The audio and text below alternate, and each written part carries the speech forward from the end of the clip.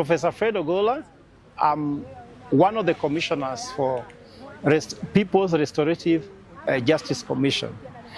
Yesterday was an eyewitness to what happens inside Quickmart OTC supermarket.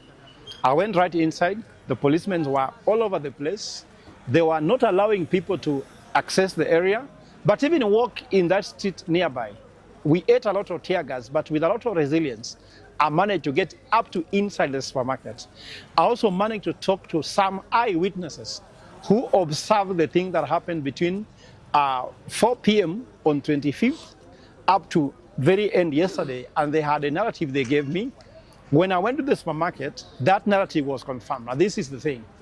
When I arrived at the supermarket, I found that all the goods were more or less all intact.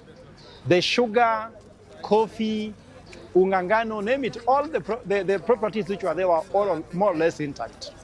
There could also be electronic things which were there, which were not taken. I even went inside the manager's office, nothing was taken. And you hope that normally when people are looting, the easiest thing to loot is money. The manager's office was never broken into, nothing was taken, even his computers were intact. He was even able to take the photos of those things. But I saw later that news came out that there was nobody in the supermarket, from Citizen, NTV, TV47 and the rest. I want to tell Kenyans that the story which is being told in the media currently is not true. This is what you need to believe.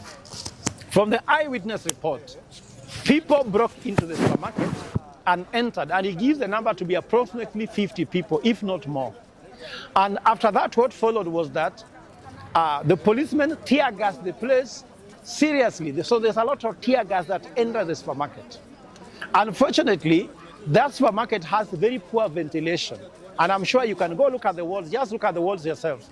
There's not even poor, there was no ventilation because the supermarket was locked by that time. That means that these people must have been suffocated by tear gas and died. When the policemen discovered that the tear gas in the supermarket when people are inside without ventilation was dangerous and the people are dead, then they came up now. Murkomen went on site, the policemen cordoned the area so that they can remove the bodies is when they allowed the media to go in. Why didn't the policemen allow the media to go inside with them at the same time? Why was the media entering the place around 6 p.m. when they knew very well in the morning when Murkomen was there, there are bodies inside there? So don't believe that story at all. Secondly, we do not want photos taken by the media after the event. We want CCTV footage coverage from 25th, 4 p.m. until 26th, 6 p.m.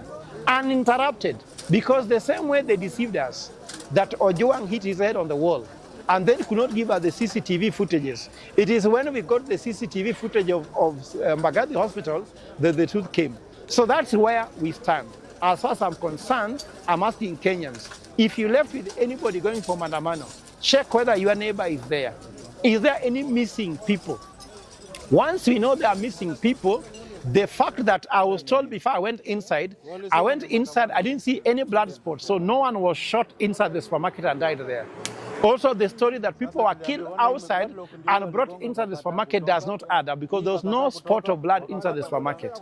The only likely theory and the only likely fact could be that people died of suffocation from gas, tear gas thrown by the police, because there was no ventilation. So that's the truth. Now, the second thing I want to talk about